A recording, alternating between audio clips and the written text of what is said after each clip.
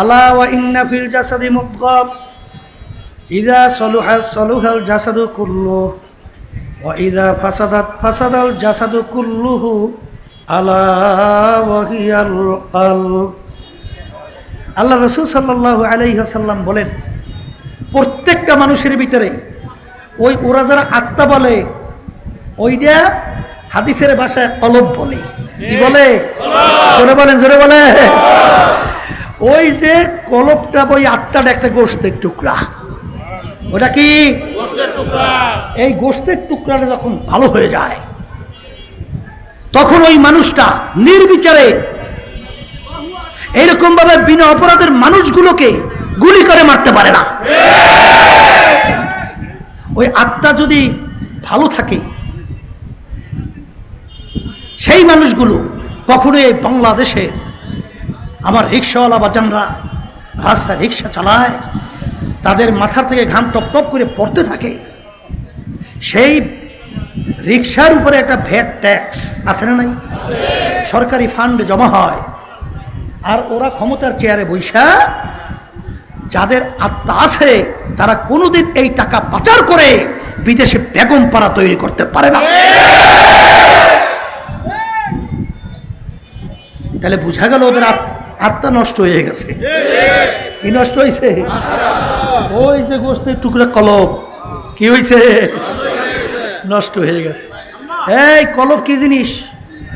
আত্মা কি জিনিস? ওমর ফারুক রাদিয়াল্লাহু তাআলা আনহু আল্লাহ রাসূল সাল্লাল্লাহু আলাইহি ওয়াসাল্লামকে কতল করার জন্যে খাপ থেকে তরবারি বের করে রওনা করছিল। জানেন না? জানেন না? আচ্ছা, ওই ওমর ফারুক রাদিয়াল্লাহু তাআলা আনহু ওই কলব তার পরিবর্তন হইয়া ভালো হওয়ার কারণে ওই তরবারি নিয়েই রাজপথে প্রথম ইসলামের পক্ষে নারায়ে তাকবীর স্লোগান দিয়ে নেমে গেছিল। আচ্ছা বলেন তো, একটু আগে আল্লাহ রসুলকে কতল করার জন্য রওনা করছে, সেই ওমর যখন ইসলামের পক্ষে, আল্লাহ রসুলের পক্ষে, সাহাবায়ে কেরামদের পক্ষে, ইসলাম দ্বীনের পক্ষে নারায়ে তাকবীর স্লোগান দিয়ে রাস্তায় নামছে। আচ্ছা, বাহ্যিক ওমর দেখতে তার কি পার্থক্য হইছে? চোখ আগে আসলে দুইটা, এখন কয়টা? আবার বলেন। আগে হাত আসলে কয়টা? আর এখন পা আসলে কয়টা? এখন। তাহলে কোন জায়গায় পরিবর্তন হয়েছে? বলেন বলেন বলেন। ওই আত্মা কলব পরিবর্তন হওয়ার কারণে এখন সে এক পর্যায়ে যখন জেরুজালেম রওনা করছে, আমির বাংলাদেশে 200 দেশের রাজা, কয়শো দেশের? তিনি উটের পিঠের ভিতরে বসা, গোলাম উটের রশি টানতেছে। ওই আত্মা পরিবর্তন হওয়ার কারণে তার বিবেকে নাড়া দিল যে গোলাম সেও তো মানুষ, আমিও তো মানুষ। গোলাম রৌদ্রের ভিতরে পুইরা চামড়া কালো হয়, আর আমি ছায়ার নিচে থাকবো, এটা হয় না। ডাক দিয়ে বলে, গোলাম এখন তুমি উটের পিঠে ওঠো, আমি উটের রশি টানবো। কি বুঝলেন? কি পরিবর্তন আসছে না আসে নাই? পালাক্রমে পরিবর্তন করে উটের রশি টানে। জেরুজালেম যখন পৌঁছলো তখন উটের রশি টানার পালা পড়ল আমিরুল মুমিনিন ওমর ফারুক রাদিয়াল্লাহু তাআলা। লোকজন অভ্যর্থনার জন্য অপেক্ষায় আছে। আহলান সাহালান আমিরুল মুমিনিন, মারহাবা মারহাবা। এইটা বলতে বলতে উটের কাছ থেকে আমিরকে নামাবার জন্য গেল। উটের পিঠ থেকে গোলাম ডাক দিয়ে বলতেছেন, আমি আমির না, আমির উটের রশি টানতেছে। কি পরিবর্তন হয়েছে? আবার বলেন। এই কলব পরিবর্তনওয়ালা মানুষ যদি একটা সমাজ পরিচালনা করে, ওই সমাজটা একটা বেহেশতি পরিবেশ পরিত হয়। দেশ পরিচালনা করলে ওই দেশটা একটা স্বর্গের দেশে পরিণত হয়। কথা ঠিক কিনা? এই জন্য আমি আমার ভাইদেরকে বলবো, পর্দা আলে মা বোনরা যারা শুনতেছেন, ওই যে গোশতের টুকরো কলব, ওইটা ভালো না হওয়া পর্যন্ত দুনিয়াতেও ওর কল্যাণ নাই, আখেরাতেও কোনো কল্যাণ নাই। আজকে এই যারা জুলুম করছে, একটু আগে আমাদের সভাপতি সাহেব বক্তব্য রাখছিল, শোনেন নাই? এই কি বলতে আসছিল শুনছেন তো? কথা তো আর বাড়াবো না। বুঝতে হবে সমাজের ভিতরে এক শ্রেণীর মানুষ, ওদের আচার আচরণ এত খারাপ, মানুষ মন্তব্য করে কুত্তার চেয়েও খারাপ। আবার আচার আচরণ এত ভালো, ওর ব্যাপারে মন্তব্য করে ফেরেশতার মতো চরিত্র। নাক কান অঙ্গ প্রত্যঙ্গে পার্থক্য নাই।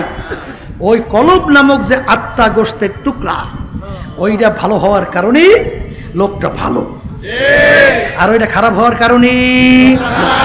আর ওই আত্মা পবিত্র ভালো না কইরা কেউ যদি খোদা না কাছে দুনিয়া থেকে বিদায় নিয়ে কবরে যান, যেই আশা এখানে আসছেন জাহান্নাম থেকে বাঁচবেন, বেহেশতে যাবেন, আল্লাহ বলতেছেন ইল্লা মান আতাল্লাহ বিকলবিন সালিম, ভালো পরিষ্কার পরিচ্ছন্ন কলব ছাড়া আমার পবিত্র জায়গা বেহেশতের মধ্যে হবে না। আমার মালিকের কাছে বড় বংশ ভালো বংশ এর কোনো মূল্যায়ন আছে? পীর মুফতি মুহাদ্দিস মূল্যায়ন আছে? বড় ধনী জমিদার এমপি মিনিস্টার অমুক টমুক সমুক, যদি তাই হইতো মেয়া ওমর এই বেলাল রাদিয়াল্লাহু তাআলার নাম শুনছেন না? এই বাপেও ছিল গোলাম, তিনিও গোলাম। বংশের দিক থেকে একেবারে নিচু, হাফস বংশ।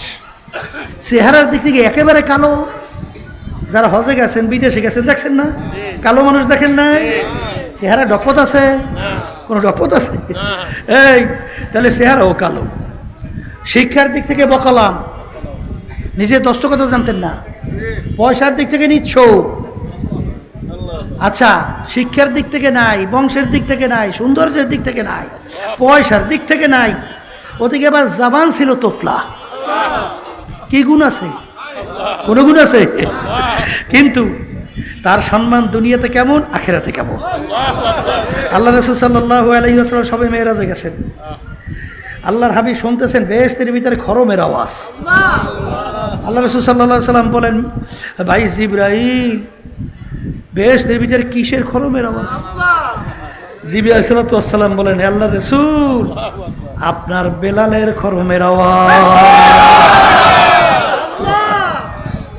হ্যাঁ, এই বেলাল রাদিয়াল্লাহু তাআলা আনহু যখন ওমর ফারুক রাদিয়াল্লাহু তাআলা আনহু মজলিসের ভিতরে ঢুকতেন, অনেক সময় ওমর ফারুক রাদিয়াল্লাহু তাআলা আনহু তার সম্মান সূচক শব্দ ব্যবহার করতেন, সাইয়েদানা বেলাল, আমাদের সর্দার বেলাল আসছে, আমাদের সর্দার বেলাল আসছে। এইটা কোন দিক থেকে তার এই সম্মান বাড়ছে? চেহারার দিক থেকে, শিক্ষার দিক থেকে, বংশের দিক থেকে, যোগ্যতা দক্ষতার দিক থেকে, কোন দিক থেকে? কলব ভালো হওয়ার কারণে সম্মান বাড়ছে। জোরে বলার কথা ঠিক কিনা? এই জন্য আমার বাজানদেরকে বলবো, পর্দা আলে মা বোনরা যারা শুনতেছেন, বেহেশতে যাওয়ার জন্য কলব পরিষ্কার লাগবে। দুনিয়ার ভিতরে মানুষ সম্মান যদি করতে হয়, পাইতে চান, তো ওই কলব পরিষ্কার করা লাগবে। ঠিক না বেঠি? তাইলে দুনিয়াতেও তার সম্মান পাওয়ার জন্য কলব ভালো লাগবে, আখিরাতেও সম্মান পাওয়ার জন্য কলব ভালো করা লাগবে। এখন এই কলব ভালো করার জন্যে অনেকের আমাদের গুরুত্ব নাই। গুরুত্ব আছে? শরীরের রোগ হইলে তখন দেখবেন গুরুত্বের শেষ নাই, বিভিন্ন ডাক্তারের কাছে দৌড়ায়। এইবার বাংলাদেশের ডাক্তার যদি বলে এই রোগ বাংলাদেশে ভালো চিকিৎসা নাই, বিদেশে যাও। এরপর অনেক সময় টাকা পয়সা থাকে না, অনেক সময় জায়গা জমি ঘর বাড়ি বিক্রি পরিচয় করিও বিদেশে যায় কি যায় না? কির চিকিৎসা করে? শরীর। কিসের চিকিৎসা? আচ্ছা, যত চিকিৎসা করুক তারপরেও কি একদিন মরণ লাগবে? লাগবে। এরপরেও কিন্তু একদিন মরণ লাগবে। কিন্তু যারা ঈমান আনছেন, যারা মুসলমান দাবি করে, আমার বাজানদেরকে পর্দা আলে মা বোনদেরকে বলবো, আল্লাহ সাফ সাফ জানাইয়ে দিয়েছেন যে পরিষ্কার কলব ছাড়া, রোগাগ্রস্ত কলব আমার পবিত্র জায়গা বেহেশতের মধ্যে হবে না। এই কলবের রোগের চিকিৎসার জন্য অনেকেরই দেখা যায় কোনো গুরুত্ব নাই, কোনো গুরুত্ব। এই কলবের চিকিৎসক কারা? এমবিবিএস ডাক্তার, এফআরসিএস ডাক্তার, আর একটু আসতে কর।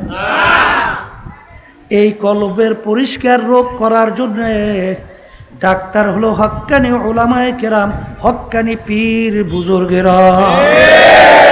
কি আমি ভুল বলছি না ঠিক বলছি?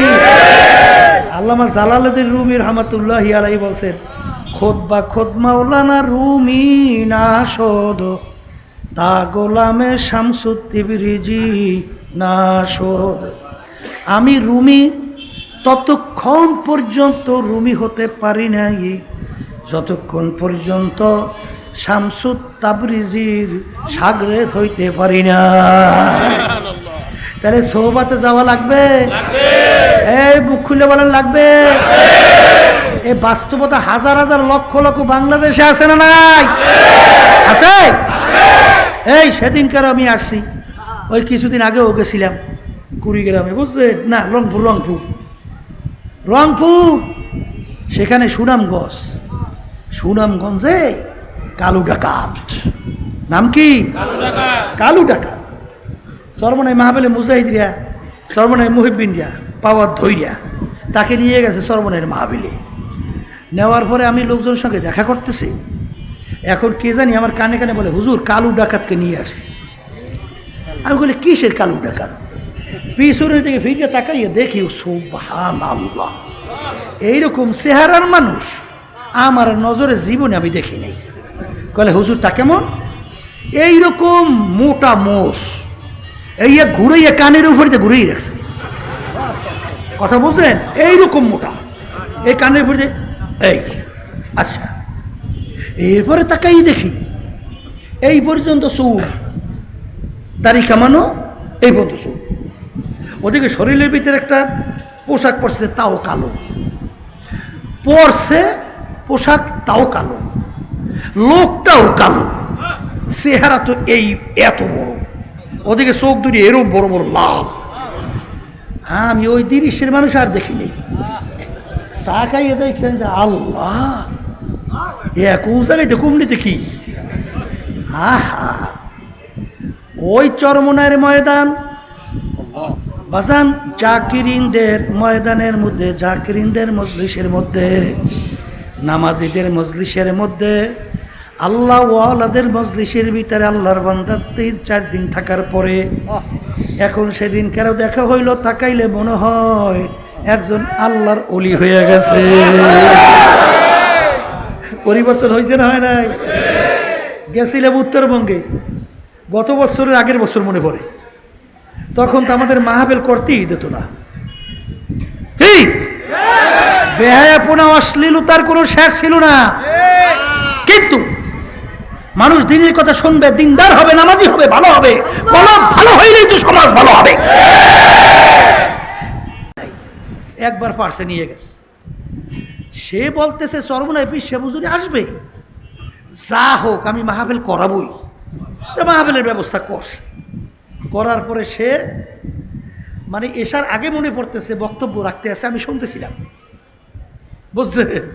সে বলতেছে চরমনায় কি জিনিস? সে বলতেছে আমার জীবনে আমি কোনোদিন পশ্চিম দিকে সেজদা দেই নাই, জীবনে আমার পশ্চিমে সেজদা দেই না। কিন্তু সর্বপ্রথম চরমনায়ের ময়দানে যাওয়ার পরে এই সর্বপ্রথম পশ্চিম দিকে আমি সেজদা দিছি। তাই সেখানে যাওয়ার পরে ভালো হয়েছে না খারাপ হয়েছে? হ্যাঁ, এরকম একজন দুইজন না, লক্ষ লক্ষ হাজার হাজার। এই কি পরিবর্তন? আগে সেই ব্যক্তিই আছে, ওই কালু ডাকাত কিন্তু আগের কালু ডাকাতই আছে। অর্থাৎ তার চেহারার পরিবর্তন হয় নাই, তার অঙ্গ প্রত্যঙ্গের কোনো পরিবর্তন হয় নাই। কোন একটা জায়গায় জানি পরিবর্তনের কারণে তার জীবনের মোড় ঘুইরা দিন রাত্রের মতো পরিবর্তন। কি জোরে বলেন কথা ঠিক না ঠিক? তাহলে এখন হক্কানি ওলামায়ে কেরামদের কাছে যাওয়ার পরে তখন তোমার এই কলবের চিকিৎসা করবি। কি চিকিৎসা? আবার জোরে কর। আর কলবের চিকিৎসার গুরুত্ব আগে পরে যারা দিছিল তার ইতিহাস পড়লে দেখবেন, ইব্রাহিম বিন আদহাম রহমাতুল্লাহি আলাইহি বলকের বাদশা ছিলেন। এক মুসাফির তার বাড়ির দরজা যেয়ে বলতেছে আমি বাদশার সঙ্গে দেখা করব। তাই যে কোনো রাস্তার মুসাফির বাদশার সঙ্গে দেখা করা যায়? এই রাস্তার এই গেটের যে পাহারাদার, সে বলতেছে, এই মিয়া তুমি কে? এই মনসালি বাদশার সঙ্গে দেখা করবে? কোথার থেকে আইছো তুমি? এই কোনো নিয়ম টিয়ম বুঝিতেছি না, আমাদের বাদশার সঙ্গে দেখা করো। এক পর্যায়ে ফাড়াফাড়ি, বাদশাহ ব্যাপার কি, গেটে ঝামেলা কিসের রে? তখন পাহারাদার বলে যে হজরত, কোথার থেকে একটা পাগলা আইছে, ও কোনো নিয়ম টিয়ম মানে টেনে না, ও আপনার সঙ্গে দেখা করবি, দে সাইরে দে, দেখে দেখে লই। যাইয়ে সালাম দেশে বাদশাহ, সালাম দিয়ে বলে, আপনার এই মুসাফির খানায় আমি একটু থাকতে চাই। বাদশার রক্ত পায়ের মাথায়, পায়ের রক্ত কই? মাথায়, মেজাজ খারাপ। এই পাগল, এই কোথা থেকে আসতাই? এইটা আমার রাজ সিংহাসনের স্থায়ী বাড়ি, তুই এইটাকে মুসাফির খানা বানাইছ? তুই তো আমার ইজ্জত নষ্ট করছো। হ্যাঁ করছো কি? তুই ইজ্জতই থাকবে না আমার। এখন মুসাফির ডাক দিয়ে বলে, বাদশাহ ভুল হইলে মাপ চাই, মুসাফির খানা কাকে বলে, স্থায়ী বাড়ি কাকে বলে? বাদশাহ বলে, মুসাফির বাড়ির দরজায় ঘর দেখছো দেখছি, ওইটা হলো মুসাফির খানা। বাদশাহ ওইটার পরিচয় কি? কলে রাস্তায় পথিক চলতেছে, রাত্রি হয়ে গেল, অস্থায়ীভাবে রাত্রি যাপন করলো, পরদিন উঠে তার গন্তব্যের দিকে চলে যায়, এইভাবে অস্থায়ীভাবে আসে যায়, তাকে বলে মুসাফির খানা। অস্থায়ীভাবে আসা যায় তাকে কি বলে? বাসায় স্থায়ী বাড়ি কাকে বলে? বলে যেখানে সব সময়ের জন্য মানুষ থাকে। বাসা পরিচয় পাইছি, মুসাফির খানা স্থায়ী বাড়ি পরিচয় পাইছি। তাহলে বাদশা একটা প্রশ্ন করি, তাহলে দুনিয়া সৃষ্টির পর থেকেই মনে আপনি এই বাড়িতেই আছেন, যেখানে সবসময় মানুষ বসবাস করে, তাহলে তো আপনার দুনিয়া সৃষ্টির পর থেকেই আছেন। বাদশা ডাক দিয়ে বলে, ওরে বোকা মুসাফির, না না, আমার আগে ছিল আমার আব্বা। বাদশা আপনার আব্বা কোথায় গেল? সে তো দুনিয়া থেকে বিদায় নিয়ে কবরে। মুসাফির বলে, বাদশা আপনার আব্বা কি আসবে না? এ পাগল মুসাফির, একবার যদি মানুষ দুনিয়ার থেকে বিদায় নিয়ে কবরে যায় আর কোনো দিন আসে না। বাদশা আপনার আব্বার আগে কে? দাদা, সে কোথায়? সেও কবরে। বলে, সেও কি আসবে না? না, সেও কোনোদিন আসবে না। বাজান, তাহলে আপনি মনে হয় চিরজীবন থাকবেন? তখন বাদশা বলে, মুসাফির, কুল্লু নাফসিন যায়িকাতুল মাউত, মানুষ মরণশীল, আমি একদিন দুনিয়া থেকে বিদায় হব।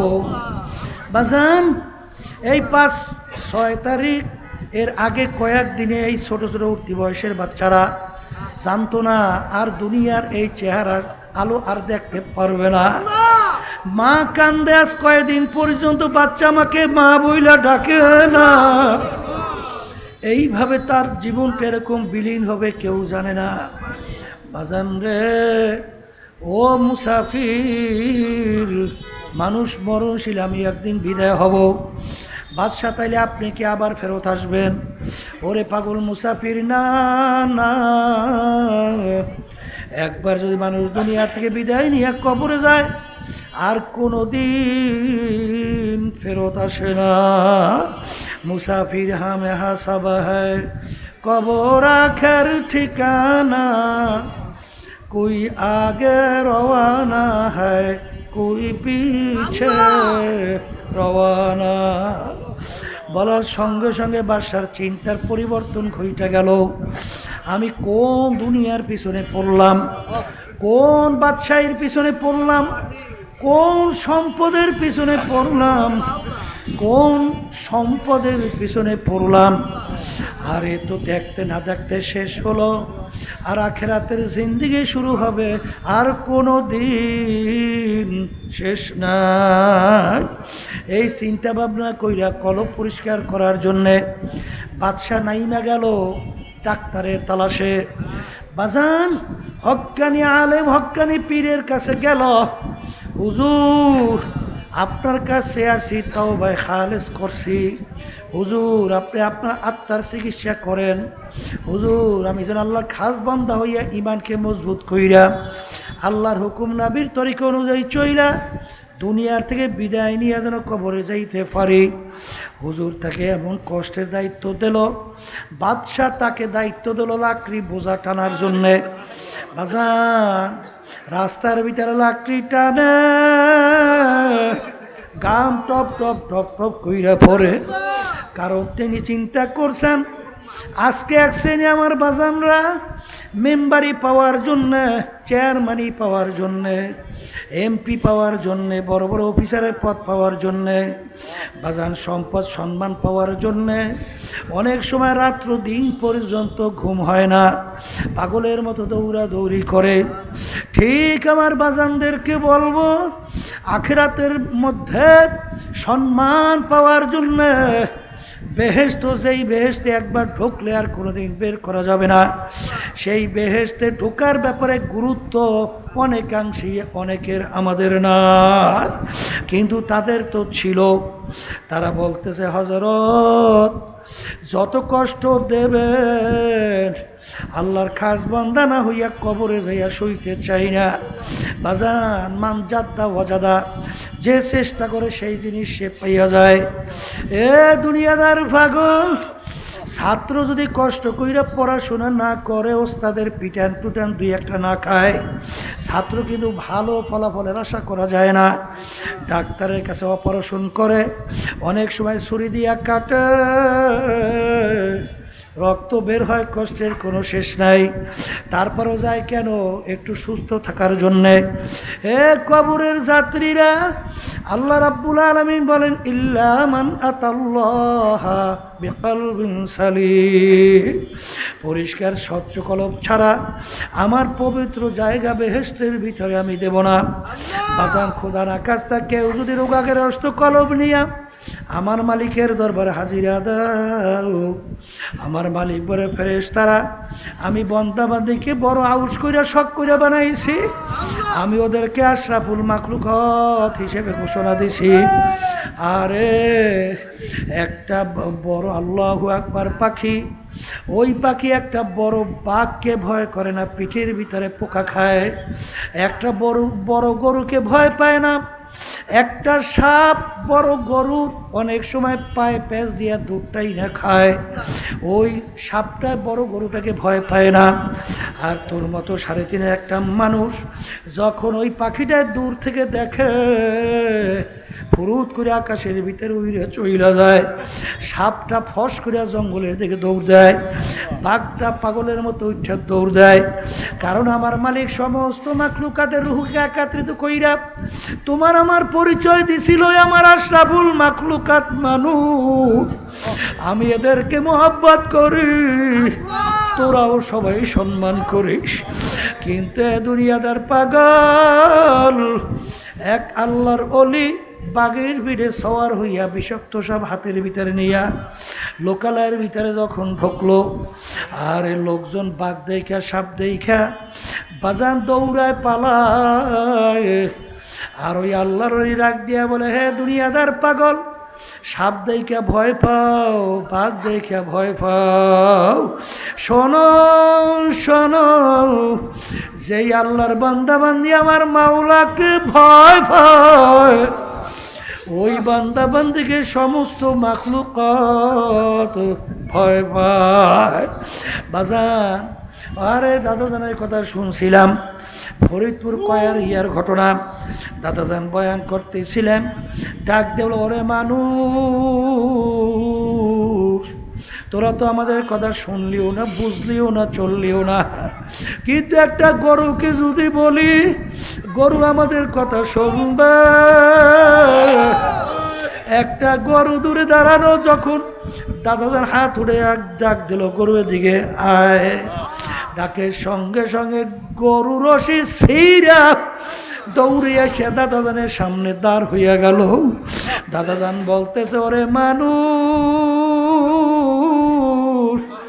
গরু আমাদের কথা শুনল, আর তোরা আশরাফুল মাখলুকাত মানুষ হইয়া আমাদের কথা শুনলি না। এই জন্য আমার বাজানদেরকে বলবো, পর্দা আলে মা বোনদেরকে বলবো, বাজান ওই গোশতের টুকরা কলব পরিষ্কার করে কবরে যাওয়া লাগবে, কারণ ওই কলবের ওরে ভিত্তি করিয়া সম্মান বাড়ে এবং কমে। এ দুনিয়াদার পাগল আমার বাবারা, কোন দুনিয়ার পিছনে পড়ছ, কোন সম্মান কোন সম্পদের পিছনে পড়ছ, কোন সম্মানের সৌন্দর্যের পিছনে পড়ছ, কোন ক্ষমতার পিছনে পড়ছ। মাঝে মাঝে একটু চক্ষু বন্ধ করে একটু মোরাকাবা করো হাকিকত সে। তো দুনিয়া বে খবর হ্যায়, দুনিয়া কি নুমাইশ পর নজর হয়। বাজান দুনিয়া কিন্তু একেবারে ফাঁকি। যার যত বয়স হয়েছে একটু পিছনের দিকে তাকাইয়া দেখেন, মনে হয় যেন সব কালকের ঘটনা। ল্যাংটোয়ে দৌড়দৌড়ি করছিল, এখন মনে পড়ে কি পড়ে না। মুরব্বীরা লাঠি নিয়ে থাবড়ায়, লড়াই তো বেশি ডুবাইলে গায়ে জ্বর হবে। বাজান লুকাইয়া লুকাইয়া পালাইয়া ডুবাইটা এখনো মনে আছে, বুঝতাম না কি হবে তা জানি না। এখনো মনে পড়ে সেদিনকার ঘটনা। ওদিকে আয়নার সামনে যখন চেহারার দিকে তাকাই, দেখি কাঁচা দাড়িগুলা পাইকা গেল, আরে দাঁত পইরা যায়, চুলগুলা পাইকা যায়, শরীর দুর্বল হইয়া যায়। আর সেদিনকার ঘটনা দেখতে না দেখতে মনে হয় সব ঘটনা শেষ হয়ে গেল। এই জন্য আমার বাজানদেরকে বলবো, পর্দা আলে মা বোনদেরকে বলবো, দুনিয়া কিন্তু আরামের জায়গা না। আর দুনিয়া দারুল মেহনে ওয়াল বালা, দুনিয়া কষ্ট ক্লেশের জায়গা, বালা মুসিবতের জায়গা। এ আরাম প্রিয় আমার বাবারা, আজকেই একটু গরমের ভিতরে আমরা এখানে বসছি, ঘামাই অস্থির হয়ে গেছি। এই সূর্য যেখান থেকে তাপ দেয় 9,30,00,000 মাইল দূর থেকে, সূর্যের যেদিকে তাপ বেশি উপরের দিকে, তাপ কম নিচের দিকে। আল্লাহ রাসূল বলেন, আমার উম্মতেরা কিয়ামতের ময়দানে আমার মালিক এই সূর্য 1 হাত বা 1.25 হাত মাথার উপরেও বুর কইরা সাইরা দেবে। সাইরা দিয়ে আমার মালিক বলবেন, এ সূর্য তোর ভিতরে যত তাপ আছে ছাড়ো, নাফরমান বুঝুক আমি মাওলা কেমন। আমি ওদের বিচার চাইয়া চাইয়া দেখছি, আরে ও যখন ওর মার পেটের ভিতরে ছিল, দুনিয়ার কেউ ওর আপন ছিল না। ওকে তখন আমি ইচ্ছা করলে ওকে আমি ন্যাংরা কইরা বানাইতে পারতাম, অন্ধ কইরা বানাইতে পারতাম। আজকেও একজন আমার সঙ্গে রাস্তার ভিতরে দেখা করলো, বাজান 2টা চক্ষু নাই। আল্লাহ, আমার মালিক তোমাকে আমাকে তোরকম অন্ধ কইরা বানাইতে পারতো। আরে বাজান বোবা মানুষ আও কইরা তোমার আমার সামনে চিল্লায়, আরে কথা বলতে পারে না। এই কথা বলার নেয়ামত দান করলেন আমার মাওলা, চক্ষু দিয়া দেখার নেয়ামত দান করলেন আমার মাওলা। বাজান কত পঙ্গু মানুষ, হাত নাই পাও নাই, অমুক নাই সমুক নাই। তোমাকে আমাকে এত সুন্দর সুরাতে তৈরি করলেন মায়ের পেটে কে? আরে আমার মার রক্ত তোমাকে পান করাইয়া তোমাকে এত সুন্দর সুরাতের মানুষ বানাইল। দুনিয়ার ভিতরে আসার পরে আরে আস্তে আস্তে তুমি বড় হইলা, বাপকে চিনলা, মাকে চিনলা, আত্মীয় চিনলা, স্ত্রী চিনলা, সন্তান চিনলা, দল চিনলা, দলের নেতা নেত্রী চেনলা, বন্ধু চেনলা, বান্ধব চেনলা। এখন তোমার মা যখন তোমাকে ডাক দেয়, আরে তখন তুমি যখন মা কইয়া ডাক দাও, মায়ের কলিজার ঠান্ডা হইয়া যায়। আব্বাকে আব্বা কইয়া ডাকো, আব্বার কলিজাও ঠান্ডা। বন্ধুকে বন্ধু কইয়া ডাকো, বন্ধুর কলিজাও ঠান্ডা। আরে দলের নেতা নেত্রীকে নেতা নেত্রী কইয়া ডাকো, ঠান্ডা। আমার মালিক বলেন, এনেমো খারাপ, যেই জবান দিয়া তোর বাপকে ডাকলি, মাকে ডাকলি, বন্ধুকে ডাকলি, নেতা নেত্রীকে ডাকলি, ওই জবান দিয়া যদি একবার তুই আমাকে আল্লাহ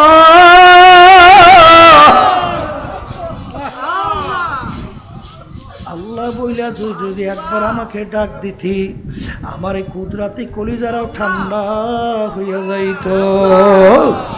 আমি তোর বিচার চাইয়া চাইয়া দেখছি, আরে ও সব হুকুম আমার সমস্ত নেয়ামত ভোগ কইরা ও আমার হুকুম মানে নাই। এ সূর্য তোর ভিতরে যত তাপ আছে ছাড়ো, নাফরমান বুঝুক আমি মাওলা কেমন। কিয়ামতের ময়দানে ঘর নাই, বাড়ি নাই, পানিও নাই, গাছও নাই, জমিনটা হবে তামার জমিন। ওই সূর্যে তবে তামার জমিন পুইরা লাল চামড়ার মতো লাল, আগুন নাও কোনো জায়গা নাই, বন্ধু নাই, বান্ধব নাই, বাপ নাই, মা নাই, স্ত্রী নাই, দল দলের নেতা নাই। আরে ওই সূর্যে তবে নাফরমানদের তালুটা টাস টাস করিয়া ফাইটা ভাতের মতো মগজ টকবক করে উতলাইয়া বাইয়া বাইয়া পড়তে থাকবে। আমার মালিক বলে লা ইয়ামুতু ফিহা ওয়ালা ইয়াহইয়া, মানুষ বাঁচবেও না মরবেও না। ওই মুহূর্তে তালাশ করে আর কিছুই ছায়ার পাওয়া যাবে না। এই জন্য আমার বাজানদেরকে বলবো, পর্দা আলে মা বোনদেরকে বলবো, বাজান রে কার কখন কোন সময় ডাক আসে তোমারও জানা নাই, আমারও জানা নাই। আমার মালিক যখন মাহফিলে নিয়ে আসছেন, আমার মালিক বড় দয়ার মাওলা, বড় মায়ার মাওলা। বাজান আমার দুনিয়ার বন্ধু বান্ধব এসে অন্যায় করলে লাথি মেরে অনেক সময় বন্ধুত্ব ছাইরা চইলা যায়, কিন্তু আমার মালিকের সমস্ত নেয়ামত ভোগ কইরা তুমি আর আমি নাফরমানির পর নাফরমানি করলাম, আমার মালিক তার জমিন থেকেও ভাগাইয়া দেয় নাই, তার নেয়ামত থেকে বঞ্চিত করে নাই। বাজান বরঞ্চ আমার মালিক ডাক দিয়া বলে, হে বন্দাবান্দি আয় আমার কাছে তওবা কইরা দিলটাকে ভাইগা, তুই যখন মাপ চাবি আমি তোকে শুধু মাপ করব, তো শুধু তাই না তোর গুনাহকে আমি নেকের দ্বারা পরিবর্তন কইরা দেব। আমার মালিক সব সময় তোমার আমার দিকে তাকাইয়া অপেক্ষায় থাকে কখন বন্দাবাদি আমাকে ডাক দেবে। লা তাখুযুহু সিনাতুন ওয়ালা নাওম, আমার মালিকের ঘুমও নাই, ঝিমানিও নাই। বাজান তুমি আর আমি নাকটাই না ঘুমাই, আমার মালিক কিন্তু ঘুমায় না, ঝিমানিও নাই। আমার মালিক কেন ঘুমাই না? তোমার আমার মায়ার কারণে আমার মালিকের ঘুম হয় না। আমার মালিক ডাক দিয়ে বলে, বান্দা বান্দি তুই রাত্র গভীর রাত্রে বিপদে পড়ে আমাকে ডাক দিবি, আল্লাহ আল্লাহ। ওই সময় যদি আমি ঘুমাইয়া থাকি তখন তো ডাকের কে সাড়া দিবে? এই জন্য তোদের মায়ায় আমাকে ঘুমাইতে দে। এ দুনিয়াদার পাগল আমার বাবারা, দুনিয়াতে যদি সম্মান চাও, আখিরাতে যদি মুক্তি চাও, সম্মান চাও, কলব পরিষ্কার করো, আল্লাহর হুকুম নবীর তরিকা অনুযায়ী নিজের জীবনকে চালাও, হক্কানি ওলামায়ে কেরাম পীর বুজুর্গদের সাথী হও, সঙ্গী হও, পরামর্শ নাও, তারপর দুনিয়া থেকে বিদায় নিয়ে কবরে যাও। কারণ দুনিয়ার কাজে 5 বারও যদি ঠগ, আবার ওই কাজের ভিতরে চেষ্টা করলে জিতবার আশা করা যায়, কিন্তু একবার যদি কেউ কবরে যাইয়া ঠগ আর দ্বিতীয়বার দুনিয়াতে এসে আপিল কইরা জিতবার কিন্তু আর আশা নাই। আল্লাহুম্মা আমিন। এ ঘরের মেয়ে লোকেরা হাত উঠাও, গুনার কথা মনে করে 2 চোখের পানি ফেলাও, আমার মালিকের দরবারে কান্দো।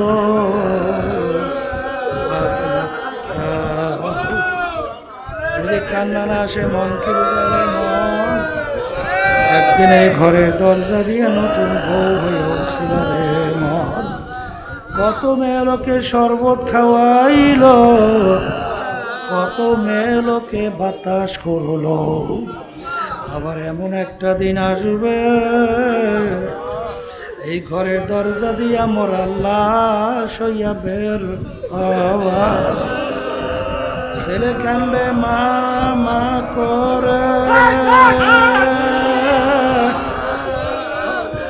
মেয়ে কান্দে মা মা করে,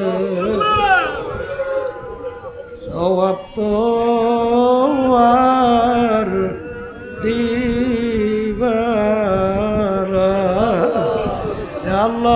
একটু এই মাঠের দিকে চাইয়া দেখেন আপনার বান্দারা কিভাবে কান্দে। মালিক আমাদের ছেলেও মরে নাই, মেয়েও মরে নাই, গুনাহ করে বসছি রে, মাফ করে দেন গো মাওলা, মাফ করে দেন। এ আল্লাহর বান্দারা জোর করিয়া কান্দেন, জোর করিয়া কান্দেন।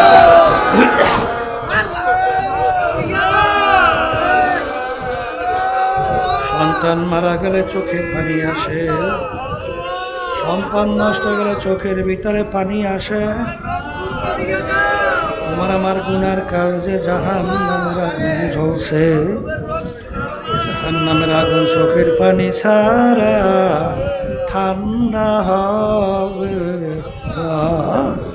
হে আল্লাহ, যাদের উসিলায় মাহফিল হইল, যারা মাহফিলের জন্য চেষ্টা খানি সাহায্য করলো, আমরা যারা মাহফিলে উপস্থিত হয়ে গেলাম, সবাইয়ের উপরে খাস মেহেরবানি নাযিল করেন আল্লাহ।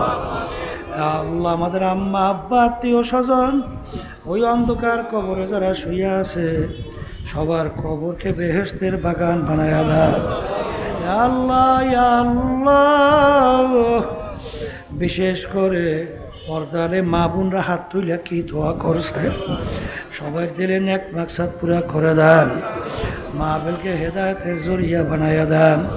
সুবহানা রাব্বিকা রাব্বিল ইজ্জাতি আম্মা ইয়াসিফুন ওয়া সালামুন আলাল মুরসালিন আলহামদুলিল্লাহি রাব্বিল আলামিন। কেউ উঠেন না, মাইকটা বলছিলাম দূরের মাইকের শব্দ একটু কমানোর জন্য, আর এই শব্দগুলা একরকমের শব্দ করতে বাড়ায় নাই, মাঝখানে করি আবার ওই দূরের শব্দ এমন বাড়াইছে বয়ানে টানি দেওয়া যায় না। কথা শোনে না, এই মাইকগুলো আনছেন কেন? হ্যাঁ, কথা শোনে না। একজন আর একজনের গায়ের সঙ্গে হাত লাগান, হাত লাগাই তওবা করেন।